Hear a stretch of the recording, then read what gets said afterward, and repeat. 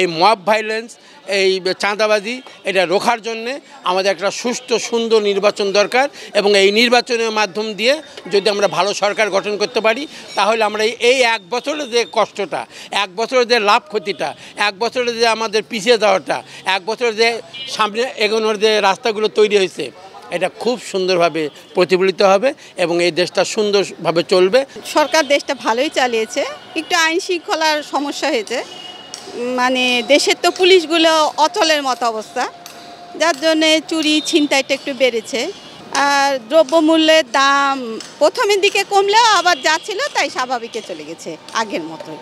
নির্বাচন দেশে দরকার, একজন যোগ্য প্রার্থী আসুক, দেশটা ভালোভাবে চলুক। এই সরকার আসার পরে দ্রব্যমূল্যটা মোটামুটি আমরা যারা সাধারণ মানুষ, যারা সাধারণ নাগরিক, দ্রব্যমূল্যটা মোটামুটি একটা সহনীয় জায়গাতে আছে। আর কিছু কিছু জিনিস যেগুলো আমাদের আমদানি করতে হয়, সেগুলোর তো ধরেন ডলারের সঙ্গে হিসাব থাকে, সেগুলো বাদে আমরা নিত্য প্রয়োজনীয় জিনিসগুলো মোটামুটি আগের থেকে একটু কম দামেই আছে। সেই ক্ষেত্রে মানে বাড়তির ইয়েটা নাই। তবে মানুষ দ্রব্যমূল্য নিয়ে আমরা যারা শাক সবজি মাছ মাংস এগুলা যেটা আছে, এটা মানে সহনীয় পর্যায়ে আছে আমি যেটা মনে করি। আইন শৃঙ্খলা ব্যবস্থা এই সরকারের আমলে ভালো নেই। আইন শৃঙ্খলা মানে এখন যে অবস্থায় চলছে, এই আইন শৃঙ্খলা মানে সাধারণ মানুষের মানে আয়ত্তের মধ্যে নাই। আর যেহেতু একটা রাজনৈতিক সরকার নাই, রাজনৈতিক সরকার থাকলে আইন শৃঙ্খলার ব্যবস্থা অবশ্যই এখন থেকে অনেক বেটার হতো।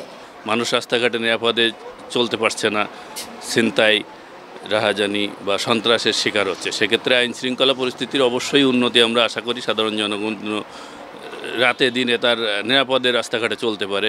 আমরা একটা সুষ্ঠু নির্বাচন খুব দ্রুত যদি হয়, সেক্ষেত্রে একটা রুট লেভেল থেকে একটা যে আমাদের যে ইউনিয়ন পরিষদ থেকে শুরু করে আমাদের সংসদ পর্যন্ত যেন সবাই লোক কথা বলার মতো একটা নেতা পায়। সানবিট সব দিবে সামাল।